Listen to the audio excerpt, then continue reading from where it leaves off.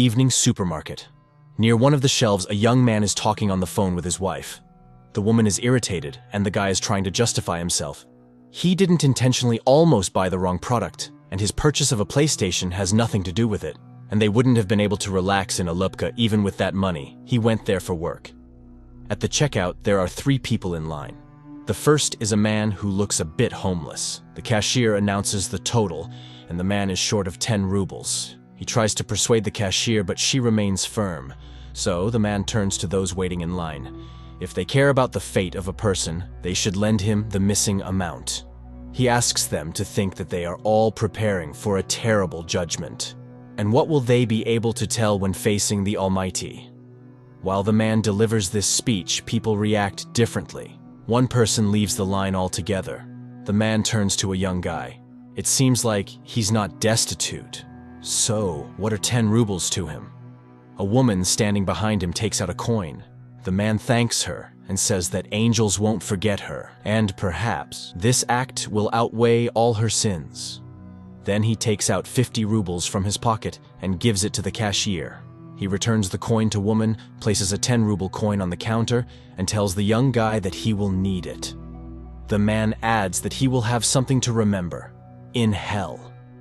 The homeless man leaves, and the young guy makes the payment. The cashier asks for change, 10 rubles, and he hands her the homeless man's coin. The young guy exits to an empty parking lot. He continues his phone conversation, again justifying himself for some business trip and a woman whom his wife is jealous of. He sees the man who was sitting on the curb earlier. He approaches and gives him the coin because he doesn't need someone else's. The homeless man asks, is he afraid of burning in the fiery Gehenna? Perhaps he believes in the Lord? The guy confesses that he's not very religious, to which the homeless man inquires, so, after death he plans to become worm food? Is that the pinnacle of his life? The guy says he's a mathematician and believes in the exact sciences. He asks if there's any evidence of God's existence. The homeless man claims there is an undeniable fact. The guy starts making fun of him and suggests taking a break from doing nothing on the way back. The homeless man starts crying. The guy is confused about what upset him so much. He reassures the homeless man, telling him he's young and he has everything ahead of him. It's the right time to think about the future because it all depends on him. By the way, he mentioned earlier that he can provide evidence of God's existence. And the homeless man calmly says that he saw Jesus himself because he is the eternal Jew, the one who didn't let the Lord rest at his house when he was carrying his cross. He told Jesus that he would rest on the way back. Jesus agreed, but he would have to wait for him. The guy asks again, and this happened 2,000 years ago. The homeless man understands that it does indeed sound strange. He was amazed at first too, but then he got used to it. So, for him, the existence of Jesus Christ is a fact. However, he can't prove it in any way. He didn't keep a piece of clothing that Jesus wore, and how could he prove that it wasn't a piece of his own underwear? He doesn't have the cup from which Christ drank or the stone from under his cross. The guy concedes that the Jew saw Jesus. What was he like? The homeless man says he was just like everyone else, only tormented. He also doesn't remember his face. The guy remembers all the faces he's seen in his life. The guy is puzzled and asks again to tell him what happened. The Jew says that Jesus was being led past his house under guard. He stopped to rest, and the Jew forbade him to lean on his house. After all, he called himself the Son of God. It was outrageous, so he told him that he would rest on the way back, and God ordered him to wait for him. He couldn't know who he really was, and no one could. The guy asks if the Jew is ashamed that he didn't let Jesus rest. The homeless man asks, maybe that was God's plan? The guy asks if he tried to make amends for it. Maybe become a clergyman, for example. The conversation partner admits that he tried that many times, but no one descended from the heavens, and no indulgence was granted. The guy asks, what else has he been throughout all these years? Maybe an immortal killer. An immortal killer, that would be cool. The Jew objects. Being immortal is cool in movies, but in real life, you need to find food, seek warmth, and wait, like waiting in line. He has already studied all the ads on the walls, all the holes in the couch, but people keep coming and going. It's no longer interesting to him who stood where in the hierarchy, whose place was more comfortable, who jumped the queue. The guy inquires, what is he waiting for? The second coming, or the end of the world? The homeless man nods, maybe both. No one knows when the end will come. The guy is puzzled again, but an ordinary person is afraid of death. So is the homeless man. He's eternal, but if you cut off one of his fingers, he won't keep living with 4 fingers. He's broken his bones many times. But what if a tank shoots him in the head? Will he be an undying headless man?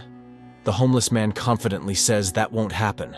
Hasn't he tried to end his life himself? The Jew nods. Of course, he even tried to hang himself in the very beginning. He hung from a tree for 2 weeks with excruciating pain in his throat until the branch broke. Later, in 1945, he was captured by the fascists and got scared. He tried to shoot himself. The gun jammed. It was exploded, shredding his whole arm with shrapnel, but everything healed. He came to Russia from Poland 40 years ago. The guy is curious again. Maybe he's just schizophrenic, and doesn't it bother him at all? How did he decide that all these events were real? The homeless man shows his arm. He made notches. 920, 1464, 1812. Decades pass. And he sits and thinks, maybe he scratched them yesterday, put the dates, as if 200 years had passed. And he asks for help to figure it out, like stabbing him with a knife, for example. But the guy refuses. He doesn't want to explain to the police that he saw Jesus and shouldn't have died. The homeless man shrugs, saying that's how it works.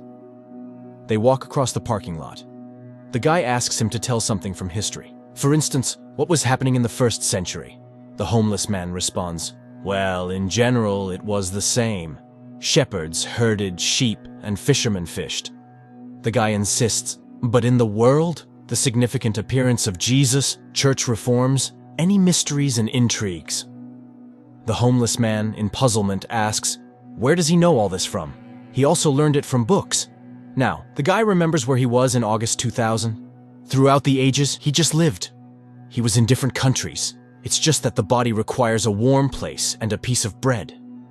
As for how neighbors reacted to him being eternally alive and forever young, they didn't pay much attention to him, and he didn't stay in one place for long. Does he know ancient languages? He does, but now they are considered dead, and who can verify them? The men touch upon the topic of space. The homeless man has seen many strange things, but he hasn't encountered extraterrestrials. The most pressing question, can it really be that in all this diversity of worlds, there are no other forms of life? The guy comments that it's all too profound for a homeless, possibly heavy-drinking man. The homeless man leaves, and the guy locks his car and follows him. He asks, why did Jesus punish him? Shouldn't he be all-forgiving? The Jew says that it wasn't Jesus who punished him at all. He cursed himself with his own words, and the Lord simply fulfilled his own wish. The biggest curse is not that he's been waiting for 1,000 years, but that he, like a dull shepherd, remained the same. A person who creates, lives a spiritually enriched life. The guy doesn't believe it. It just can't be. After all, he's been living for so long. He knows much more than others. Surely he met great people like Michelangelo or Nietzsche.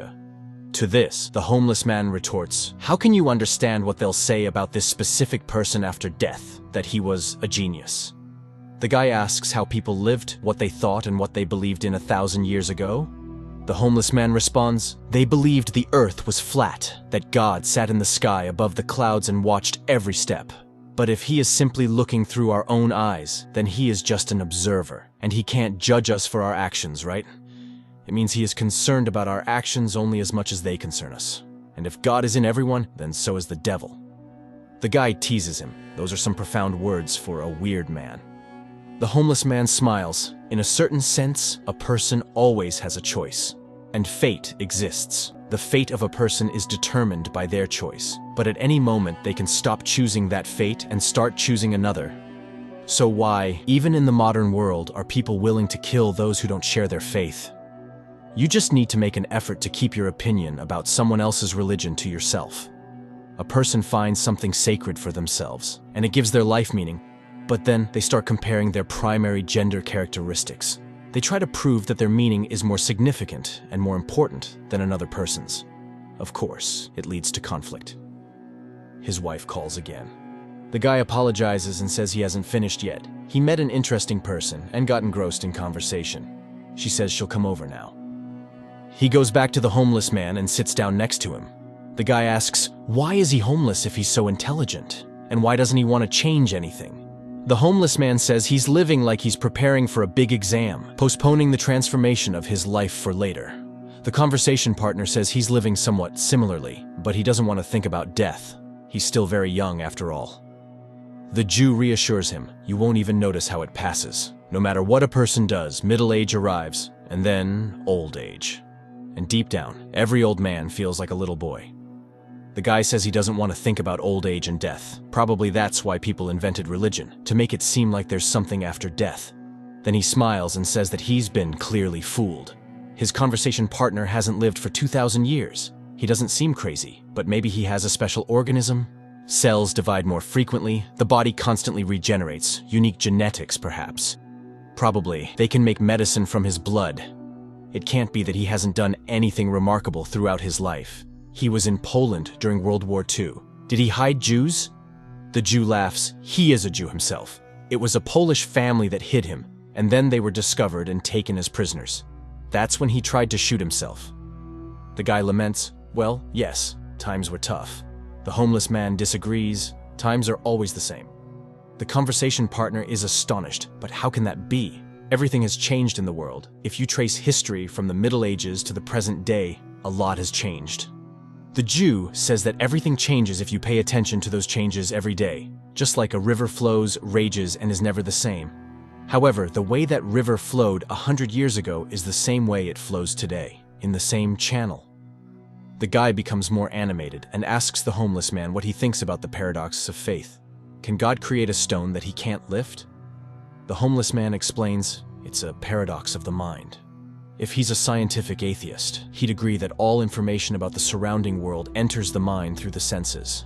The idea of God is in his mind, so the problem is in his mind. God in your mind can't create a stone in your mind that he's about to lift in your own mind.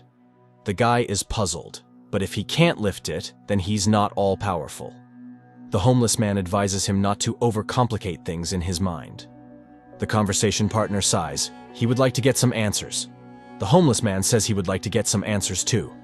For example, he wants to know what our purpose is, or what happens after death, or what one needs to accomplish in life. Then he asks the guy what he personally would do if he lived for 1,000 years. Seeing the guy pondering, he concludes, he would simply live and nothing else. On the first day, he'd jump for joy. And then? The guy is puzzled. How can one realize oneself as an immortal person then? After all, if humans are God's creations, why did he create them? There must be some meaning to it, right? The homeless man agrees. There must be, but he doesn't know it. And he doesn't know a single person who has realized themselves. Even those who entered history feel like something is missing.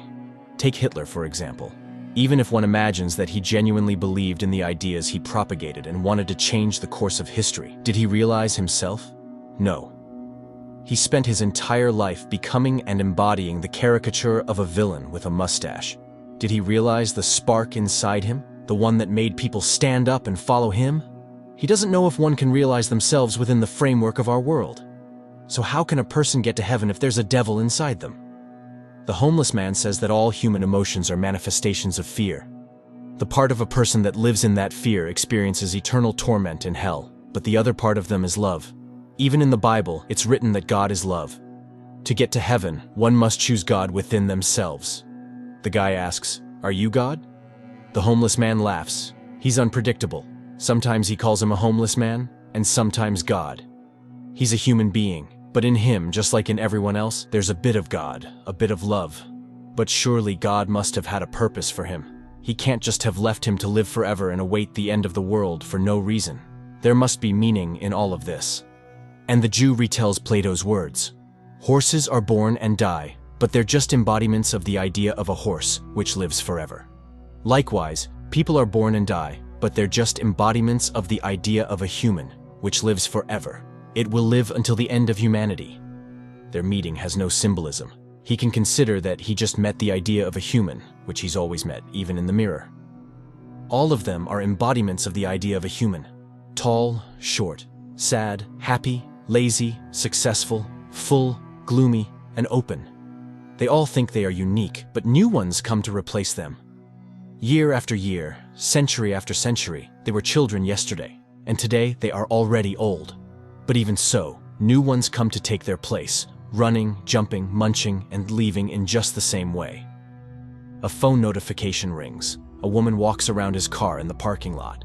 The guy introduces the homeless man, saying he's the one who has seen Jesus himself. The woman thinks he's mocking her. She drove across the entire city, and he's here with a vagabond. The guy tries to explain.